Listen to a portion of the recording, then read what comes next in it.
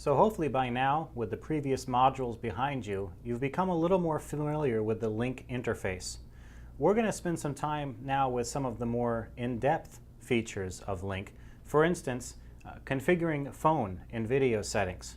I wholeheartedly recommend that each and every person spend some time looking at these settings to make sure that they're set as they want. We're also going to look at how we can make phone calls through Lync and establishing communication either with other Lync users or even outside the organization, such as phone numbers outside. And then lastly, we're going to look at how to do video calls. So there's going to be a lot to go over in this module, but it really shows the usefulness of Lync. So to begin with, let's move over to Lync.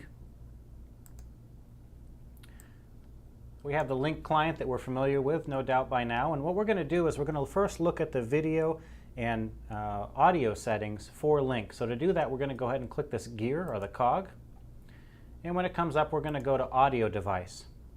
Now under audio device, you'll notice that there's a number of things that we can set. These days, laptops and desktops quite frequently have a number of different inputs and outputs for audio and video. So we need to make sure that the right ones are set here, so that people are seeing us and hearing us. So you'll notice that you can set your speaker. If you have multiple speakers in your system, you can change it. And you can adjust the level and test by hitting the play button. Also, under microphone, we can set what microphone we want to be using. Sometimes this may be your webcam, sometimes it may be integrated into the device that we're using, or some other method. You'll notice too that it is showing my recording volume right now, or level, so it is acknowledging that my voice is heard. And we can set what the ringer volume is going to be, and as useful for some people, we can also ring multiple devices if need be so that we can really hear when we get that call. Now there's some other settings that you can take a look at when you have time, but those are the primary ones that we want to be looking at in an audio configuration. Now moving forward, we want to take a look at video settings. So if we go ahead and click this tab, you'll notice here that it shows you a preview of what people will see when you're talking to them.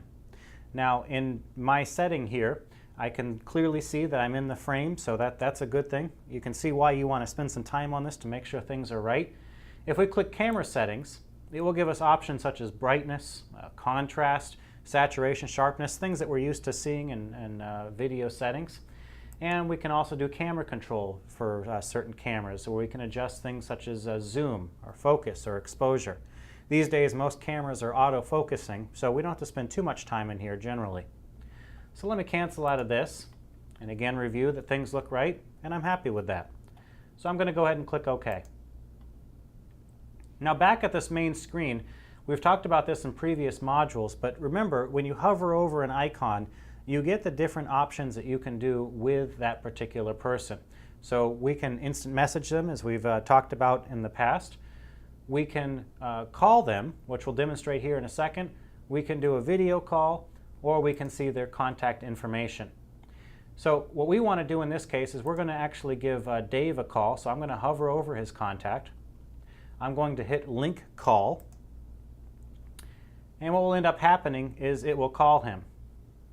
Now you notice that it's pointing out to me that my speaker is muted, so I'm going to unmute it. And we can hear the ringing. And now we're connected. Hey Dave, can you hear me? Hey Bill. Hey, how are you? Good, how are you? Very good. So now we're easily able to have a conversation using audio between that person and yourself. Notice you still have these other options available to you. So if I click this first icon, I get my IM window or chat window, where I can communicate to them even though I'm also communicating to them with voice. This is true of desktop sharing or any of the other bubbles that we've seen. Very useful feature. Well, thank you, Dave. I think I'm going to hang up with you now. Okay, thanks for calling. So if I hit this red hang up icon now, or hit Control-Enter on my keyboard, the call will be disconnected. And just like that, the call is over. Now, you may have noticed in the bottom right-hand corner that David DeSimone is no longer available. And what that means is that because we were on that call, he was marked unavailable. And this made it so that no one would be able to disturb him during that time. And that also, depending on where you put your alerts as well. So let's focus back up on this screen now.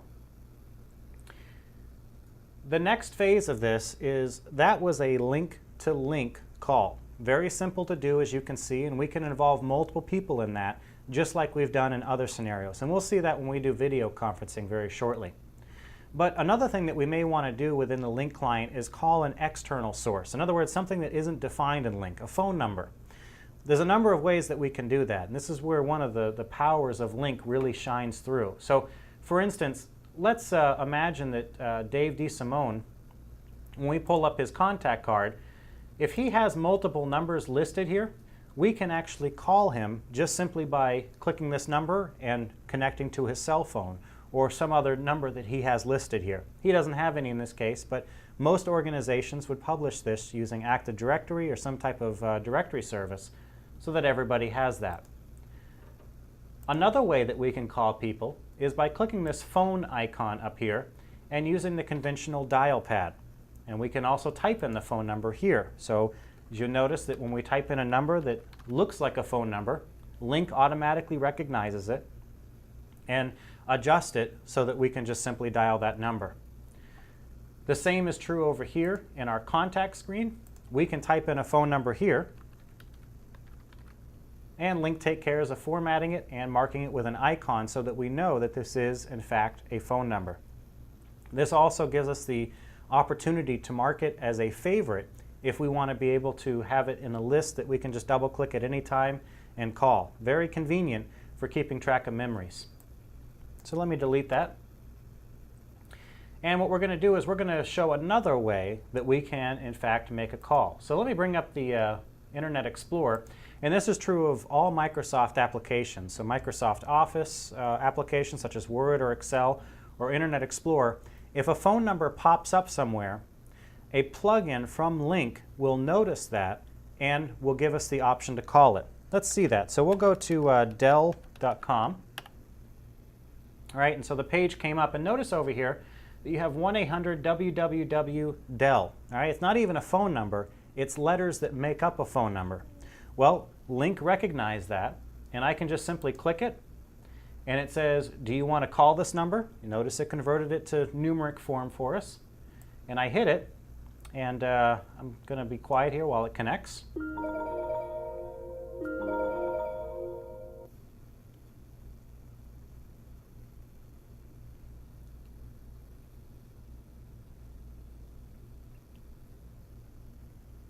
It should be coming through here. If you know the 7-digit extension, please say it or enter it now. Or you can use a short phrase to describe what you... So I'm just going to mute this while we're still connected here. So I'm still connected to the phone call, but I want to point out a few things. First of all, I can mute a call by simply hitting this, and you'll notice that now my microphone is actually muted. This allows me to talk privately or do whatever's needed. And additionally, I can enter digits. So if I do need to enter in an extension, I can just start typing on my numeric pad or up the top of my keyboard, and those numbers will go through. I can transfer a call very easily if I want to move this to another person who also has Lync, and I can choose what device the audio should be coming through for this. A lot of different options, very full-featured phone. I'm going to go ahead and hang up this call by hitting this red arrow now and disconnect it. Very powerful to be able to bring other groups or people into an already existing phone call. So those are a number of ways that we can start a Lync person-to-person call and also a Lync external call to a traditional phone system. The last piece that we want to talk about is how to make a video call. Now, video calls are also very, very powerful, and a number of devices have started coming out that allow us to connect to conference rooms even using this service. But today we're just going to see how we can connect to multiple people, and for that we're going to bring up Andrew, and let's see if he's able to chat right now.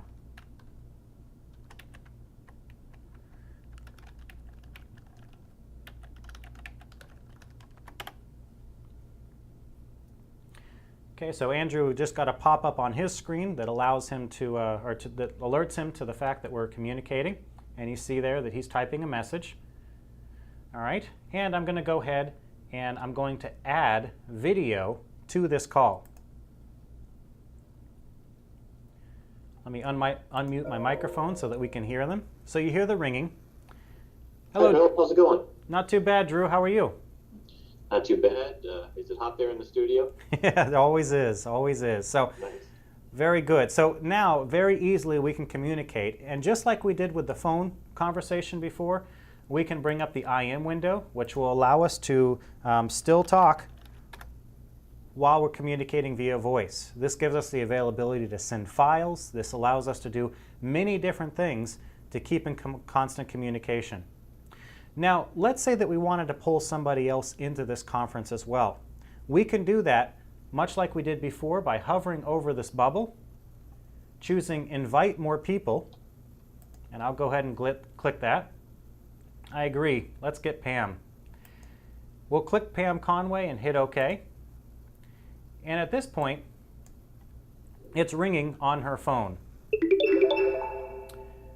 Now it's going to take a second for her video to show up here, but it will here shortly. Pam, can you hear me?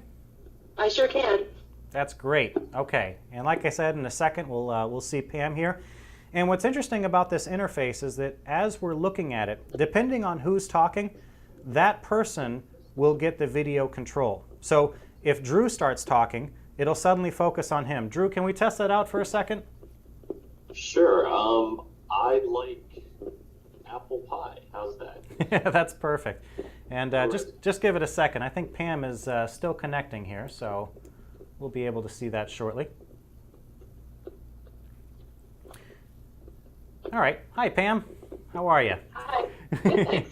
Very good. So now this will automatically switch between each person that's connected. Drew, why don't you say something again if you don't mind so we can demonstrate that. Sure. If I begin talking, I think I pop up usually in about 3 to 4 seconds, but exactly. it depends. Yep. So here we have Drew in front of us now. So we're able to communicate, and depending on who's dominating the voice or communicating in the call, it'll automatically switch over to that person. Very powerful to have these video conferences and being able to see what people are actually talking about. Well, thank you both very much. I think that demonstrates video, and we'll talk later. Great. Thanks, Take care, guys.